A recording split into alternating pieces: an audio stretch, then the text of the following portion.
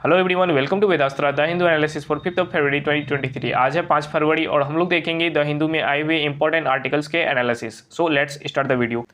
सबसे पहला आर्टिकल आपको देखने को मिलेगा जो कि एक सैड न्यूज़ है। वाणी जयराम जी अब नहीं रहे। वाणी जयराम जी कौन थे? ये एक सिंगर थे, वेटरन सिंगर। कौन ये जो सिंगर थे, ये जो हिंदुस्तानी क्लासिकल म्यूजिक होती है इसमें भी अपने ख्याति प्राप्त कर रखी थी। उसके साथ साथ कार्नेटिक म्यूजिक, इसमें भी इन्होंने ख्याति प्राप्त कर रखी थी।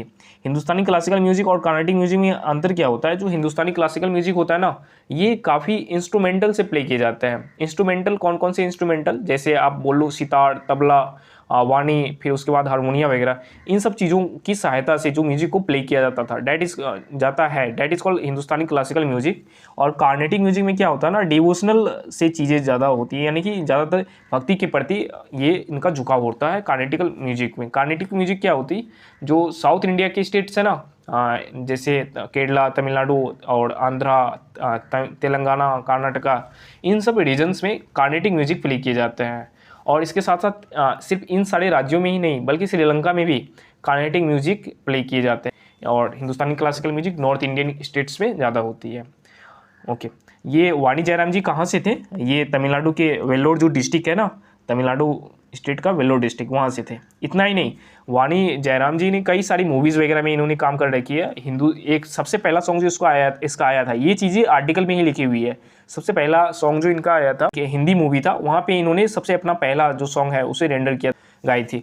उसके बाद जो आपको AIADMK देखने को मिलेगा ना, तमिलनाडु का जो पार्टी है AIADMK, ऑल इंडिया अन्ना द्रविड़ मुनेत्र कजागम, ये पार्टी के जो सॉन्ग है ना, थीम सॉन्ग, ये भी इन्हीं के द्वारा गाई गई थी, जयराम जी के द्वारा, वाणी जयराम जी के द्वारा। AIADMK के जो थीम सॉन्ग थे, ये AIADMK फाउंड किया गया था MGR के द्वारा, यानी कि MG रामचंद्रन जी के द्वारा। पहले ये DMK के पार्टी के मेंबर थे, बाद में फिर यहाँ से रिजाइन वगैरह करके फिर AIADMK, यहाँ पे मतलब कुछ कॉन्फ्लिक्ट हुआ DMK में, फिर MGR जी ने ये AIADMK 1972 में 1972 ईस्वी में फाउंड किए थे AIADMK। MG रामचंद्रन, आपको यहाँ पे तमिलनाडु में काफ़ी सारी चीज़ें MGR के नाम से भी देखने को मिलेगा। जैसे चेन्नई में जो रेलवे स्टेशन है MGR सेंट्रल रेलवे, ऐसे ही काफ़ी सारी चीज़ें MGR जी के नाम पे यहाँ पे रखी गई है। ओके, ये एक सैड न्यूज़ जो आपको है देखने को मिलेगा। नेक्स्ट हम लोग बढ़ते हैं, ये बगल में आपको एक देखने को मिलेगा अडानी सागा वर्डीज नेबरहुड। ये क्या है? सागा मतलब बेसिकली होता क्या है ना, कि एक काफ़ी लंबा सा स्टोरी, क्या स्टोरी चल रहा है अभी अडानी में, या फिर एक सीरीज ऑफ इवेंट्स आप बोल लो। सागा मतलब यही होता है। वो क्या रहा है कि जो US के शॉर्ट सेलर फिल्म्स हैं, उन्होंने अडानी को लेके एक रिपोर्ट रिलीज करी थी। ये हिंडनबर्ग जो शॉर्ट सेलर है, इन्होंने हिंडनबर्ग किसका नाम है, और इन्होंने एक रिपोर्ट रिलीज करी थी अडानी ग्रुप के अगेंस्ट की, मतलब इनका शेयर वगैरह जो है ये इलिसिट है, यानी कि इलीगल है। तो इसी के कारण जो नेबरहुड में अडानी के जितने भी प्रोजेक्ट्स हैं वो डिले हो सकते हैं, इसको लेके इस पर्टिकुलर आर्टिकल में बात कही गई है। हम बढ़ते हैं नेक्स्ट आर्टिकल की तरफ, ये हमारे लिए इम्पोर्टेंट नहीं है। ओके, नेक्स्ट आर्टिकल आपको यहाँ देखने को मिलेगा जो हिमाचल प्रदेश है ना, हिमाचल प्रदेश, ये इसका ट्रांसपोर्ट डिपार्टमेंट ने स्विच कर लिया ऑल इलेक्ट्रिक मोड, जो व्हीकल्स होते हैं इलेक्ट्रिक मोड पे स्विच कर लिया है। यानी कि इनका जो टारगेट है ना हिमाचल प्रदेश का ग्रीन एनर्जी स्टेट होने का, ये 2025 तक है। 2025 तक ये बोल रहे हैं कि हम सारे जो व्हीकल्स हैं इनको हम लोग ग्रीन एनर्जी में कन्वर्ट कर देंगे, यानी कि इलेक्ट्रिक व्हीकल में कन्वर्ट कर देंगे। ये स्टेटमेंट आया है हिमाचल प्रदेश के जो CM है, चीफ मिनिस्टर सुखविंदर सिंह सुक्खू, इनके द्वारा, सुखविंदर सिंह सुक्खू जी के द्वारा ये स्टेटमेंट आई है। ग्रीन एनर्जी एफिशिएंट होगा हिमाचल प्रदेश कब? 2025 में। और इनके जो सारे ऑफिशियल्स है, डिपार्टमेंट है, इनके व्हीकल्स जो है इलेक्ट्रिक व्हीकल में कन्वर्ट हो चुके हैं। नेक्स्ट आपको नीचे में ही देखने को मिलेगा राजस्थान में क्या होने वाला है, इंटरनेशनल एक्सपो होने वाला है। क्या चीज़ का? बूस्ट करने को लेके। क्या बूस्ट करने को लेके? हैंडीक्राफ्ट को। राजस्थान में कहाँ पे ये होने वाला है? राजस्थान में बेसिकली आपको ये देखने को मिलेगा जोधपुर में। कब होगा? 20 से 22 मार्च, 20 से 22 मार्च तक ये जो इंटरनेशनल एक्सपो है ये कराई जाएगी। ये अलग अलग कंट्रीज़ के जो बायर्स है ये यहाँ पे आएंगे। लगभग बताया जा रहा है 28 कंट्रीज से बायर्स यहाँ पे विजिट करेंगे, और यहाँ के जो हैंडीक्राफ्ट है उनको यहाँ पे खरीदा वगैरह जाएगा, इसको देखा जाएगा इन 28 कंट्रीज़ के बायर्स के द्वारा। हैंडीक्राफ्ट क्या होती है ना, हाथ से बुनी हुई चीज़ें, हाथ से बनाई हुई चीज़ें, उसे हम लोग हैंडीक्राफ्ट कहते हैं। राजस्थान के जोधपुर में 20 से 22 मार्च को ये होने वाला है। ओके, बढ़ते हैं हम लोग नेक्स्ट आर्टिकल की तरफ। नेक्स्ट आर्टिकल आपको देखने को मिलेगा, ये सुप्रीम कोर्ट से है। क्या आर्टिकल है? सुप्रीम कोर्ट ने जो कॉलेजियम सिस्टम के थ्रू 5 जजेज का नॉमिनेशन सुप्रीम कोर्ट में करने को जो सेंटर के पास भेजे थे, प्रेसिडेंट ने इसे एसेंट दे दी है, यानी कि प्रेसिडेंट सिग्नेचर कर दिए हैं। इसको लेके ये आर्टिकल है। कल भी ये आया था, जो हमारे अटॉर्नी जनरल ऑफ इंडिया है आर वेंकटरमणी जी, इन्होंने बताया था कि कल जो है ये एसेंट दे दिया जाएगा प्रेसिडेंट के द्वारा, और ये दे दी गई है। इसी के बारे में ये है। ये 5 जजेस आपको यहाँ पे देखने को मिलेगा। अभी टोटल जो सुप्रीम कोर्ट में कोरम है, यानी कि टोटल जजेज जो होते हैं सुप्रीम कोर्ट में 34 होते हैं। 33 + 1, 33 क्या जजेज और 1 chief justice of India, chief justice जो सुप्रीम कोर्ट के हैं वो। लेकिन अभी तक टोटल जजेस कितने हैं सुप्रीम कोर्ट में? अभी 32 हो चुके हैं, यानी कि टोटल 32 जज हो चुके हैं, और 2 अभी भी वैकेंट है सीट सुप्रीम कोर्ट में जजेस के लिए। तो ये न्यूज़ था सुप्रीम कोर्ट से रिलेटेड। सुप्रीम कोर्ट का फाउंडेशन जो हुआ था वो 26 जनवरी 1950 में हुआ था, और 28 जनवरी 1950 को 28 जनवरी 1950 को इन्होंने ये सुप्रीम कोर्ट फंक्शन करना स्टार्ट कर दिए थे। सुप्रीम कोर्ट की बात करें तो ये हमारे कॉन्स्टिट्यूशन में आर्टिकल 124 से लेके 146 तक आपको इसका मेंशन देखने को मिलेगा। 124 में लिखा हुआ कि सुप्रीम कोर्ट होना चाहिए हमारे देश में, और 146 तक ये आर्टिकल सुप्रीम कोर्ट के बारे में बताता गया है। आगे बढ़ते हैं हम लोग नेक्स्ट आर्टिकल की तरफ। नेक्स्ट आर्टिकल आपको इधर बगल में ही देखने को मिलेगा। ये भी हमारे कोर्ट सिस्टम से रिलेटेड है। क्या हुआ? सुप्रीम कोर्ट के जो चीफ जस्टिस ऑफ इंडिया है, यानी कि हमारे जो चीफ जस्टिस ऑफ इंडिया है कौन है? DY चंद्रचूड़ जी, और ये 50th यानी कि 50वें नंबर के चीफ जस्टिस हैं। इन्होंने क्या बोले हैं, जो बजट जो इस बार पास हुआ ना, वो 7,000 करोड़ सिर्फ ई कोर्ट्स के लिए दिए जाएंगे। ये बेसिकली थर्ड फेज है। इससे पहले 2 फेजेज और हो चुके हैं। उन 2 फेजेज में जो पैसे दिए गए थे वो 639 करोड़ रुपया, 1670 करोड़ रुपया ऐसे दिए गए थे, लेकिन इस बार काफ़ी ज़्यादा अमाउंट ई कोर्ट्स को फैसिलिटेट करने के लिए दिया गया है। इस कारण से ये न्यूज़ में है। चीफ जस्टिस ऑफ इंडिया का ये स्टेटमेंट है कि ई कोर्ट्स को बूस्ट करने के लिए जो आउटले है बजट के द्वारा, गवर्नमेंट के द्वारा दी गई है, ये काफ़ी ज़्यादा हेल्प करेगा एक्सेसिबल बनाने के लिए जुडिशरी को। जुडिशरी जो है जो सिटीजन्स को एक्सेसिबल बनाने के लिए। ओके, हम लोग बढ़ते हैं नेक्स्ट आर्टिकल की तरफ। नेक्स्ट आर्टिकल बहुत इंपॉर्टेंट आर्टिकल आपको ये वाला देखने को मिलेगा। ये बात की क्या चीज़ की करी जा रही है इस पर्टिकुलर आर्टिकल में। ये आपको इमेज में जो फोटो है ये क्या चीज़ का है? Great Indian bustard. और ये कहाँ पे पाया जाता है? रेगिस्तान में। कौन सा रेगिस्तान? बेसिकली थार और जो कच्छ रेगिस्तान है ना हमारे देश में, थार रेगिस्तान कहाँ पे? राजस्थान में, और कच्छ गुजरात में। यहाँ पे ग्रेट इंडियन बस्टर्ड देखने को मिलेगा। ये इंडेंजर्ड स्पेसीज है, यानी कि ये विलुप्त होने वाली प्रजातियों में से अभी आते हैं। काफ़ी ज़्यादा नंबर इसके घटते हुए जा रहे हैं।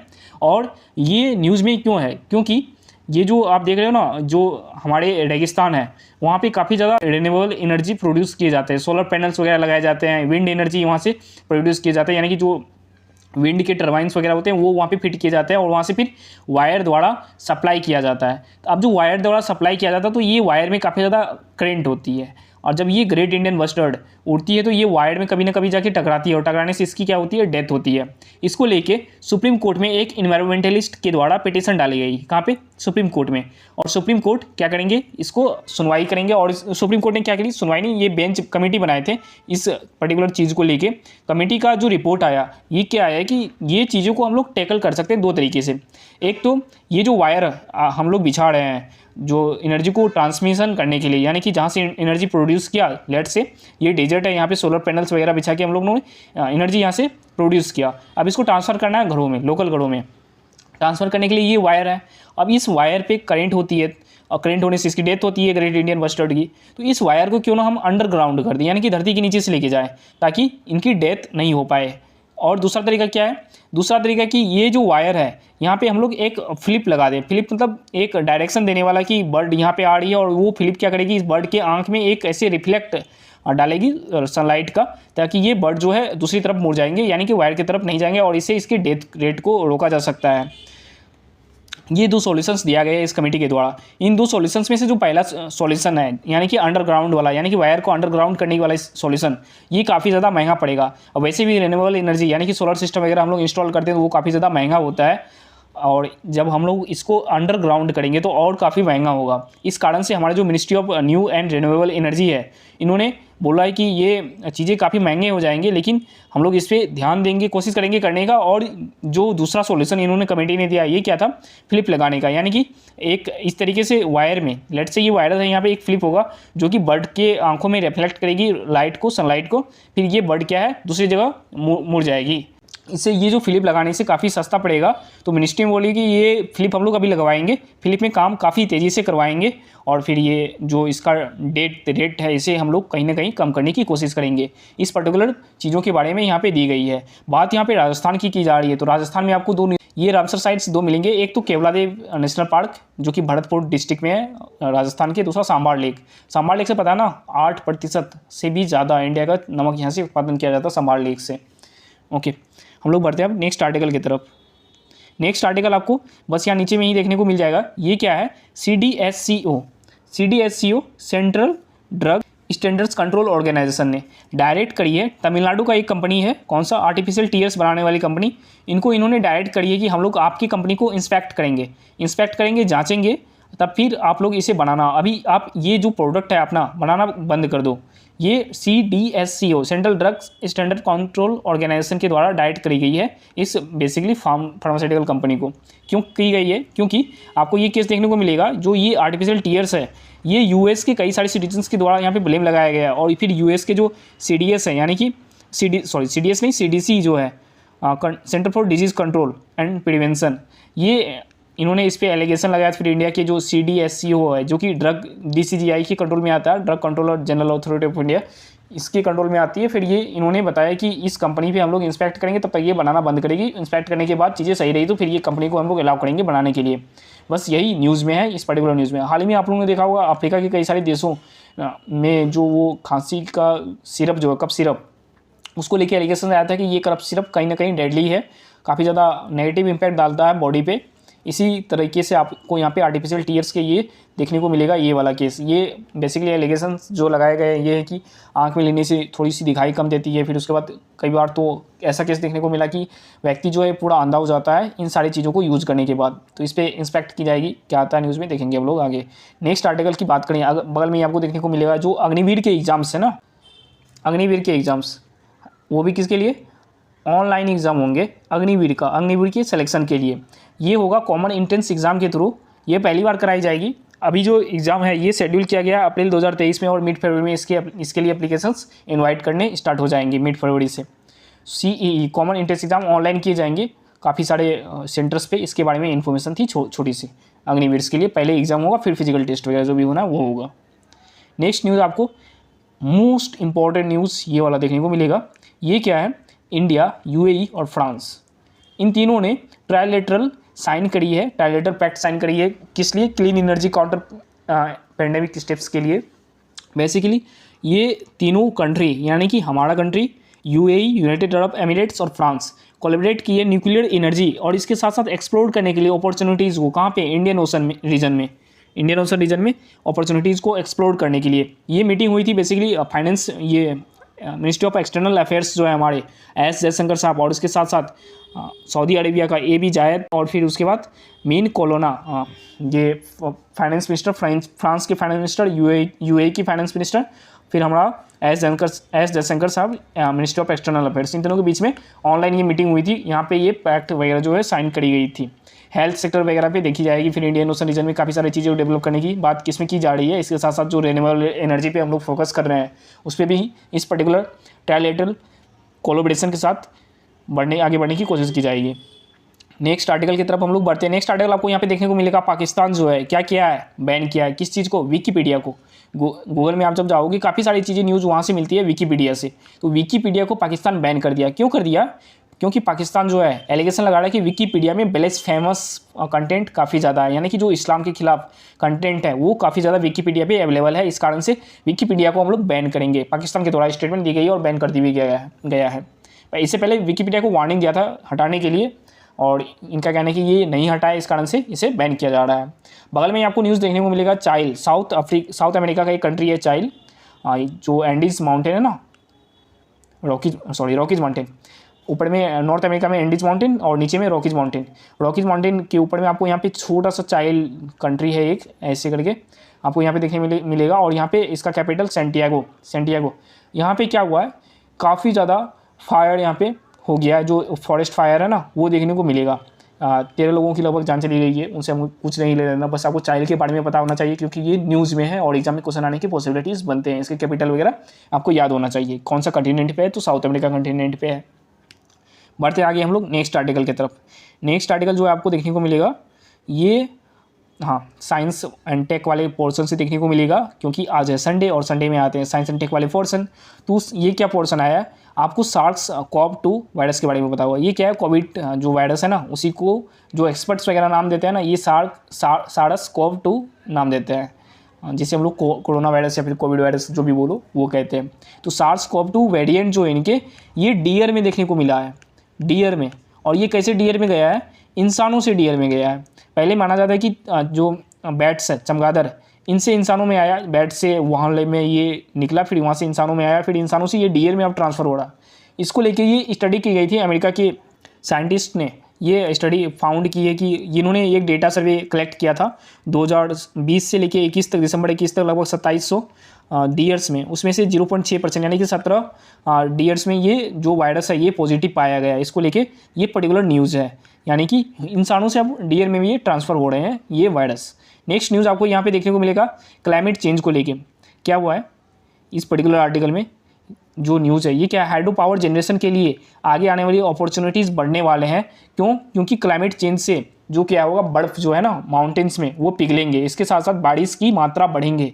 और इससे क्या होगा, बर्फ़ जब पिघलेंगे, बारिश की मात्रा बढ़ेंगे तो नदियों में पानी आएगा। और ये हाइड्रो पावर प्रोजेक्ट हम लोग कहाँ पे लगाते हैं, नदियों में लगाते हैं। डैम्स वगैरह कहाँ पे लगाते हैं, नदियों में लगाते हैं। रिजर्वायर बनेगा, रिजर्वायर में पानी जमा होगी, फिर वो पानी ज़्यादा अमाउंट में फ्लो होगा, ज़्यादा अमाउंट में पानी फ्लो होगा तो यहाँ पे जो हम टरबाइन लगाते हैं वो ज़्यादा स्पीड में घूमेगी, ज़्यादा स्पीड में घूमेगी तो इलेक्ट्रिसिटी ज़्यादा प्रोड्यूस होगा, इलेक्ट्रिसिटी ज़्यादा प्रोड्यूस होगा तो ज़्यादा ग्रोथ होगा। इस पर्टिकुलर चीज़ के बारे में ये आर्टिकल दिया हुआ है। किस तरीके से इन्वायरमेंटल जो इम्पैक्ट है, क्लाइमेट चेंज जो है, कैसे जो वाटर की अवेलेबिलिटी है ये कैसे बढ़ाएगा। जैसे मान लो क्या होगा, टेम्परेचर बढ़ेगा, इन्वायरमेंट चेंज जो क्लाइमेट चेंज होने के कारण टेम्परेचर बढ़ेगा। टेम्परेचर बढ़ने से जो समुद्र है वहाँ के पानी क्या होंगे, वाष्पीकरण होकर ऊपर जाएंगे, फिर वो बारिश के रूप में, वर्षा के रूप में नीचे आएंगे। तो इससे क्या हुआ, नदियों, ये जो पानी नीचे आएंगे फिर वापस से जाएंगे नदी में, नदी में जाएंगे तो फिर ये डैम से फ्लो होकर समुद्र में जाएंगे। अब क्या होगा, ये जो नदी में गया तो पानी ज़्यादा आया तो इलेक्ट्रिसिटी ज़्यादा प्रोड्यूस होगा। इलेक्ट्रिसिटी अभी भी हम लगभग 13% इलेक्ट्रिसिटी हाइड्रो पावर प्रोजेक्ट से प्रोड्यूस कर रहे हैं। इसके अलावा जो कोल हमारा है, कोल सेक्टर, वहाँ से प्रोड्यूस होता है इलेक्ट्रिसिटी। हम लोग ग्रीन एंड रिन्यूएबल एनर्जी की तरफ मूव कर रहे हैं। तो ये जो है काफ़ी ज़्यादा अपॉर्चुनिटी माना जा रहा है। गांधीनगर की ये स्टडी है, इनके द्वारा ये चीज़ें बताई गई है और इसके कुछ इंपैक्ट्स भी है। अगर ये रिजर्वायर पानी ज़्यादा फॉलो हुआ तो ऊपर से फॉलो होने के चांसेस है, इससे डैम वगैरह टूटने के चांसेस है, बाढ़ आने के चांसेस है। यानी कि हर एक चीज़ों के पॉजिटिव और नेगेटिव दोनों प्रोस्पेक्टिव होते हैं। इस चीज़ को लेके ये पूरा का पूरा आर्टिकल यहाँ पे दिया हुआ है।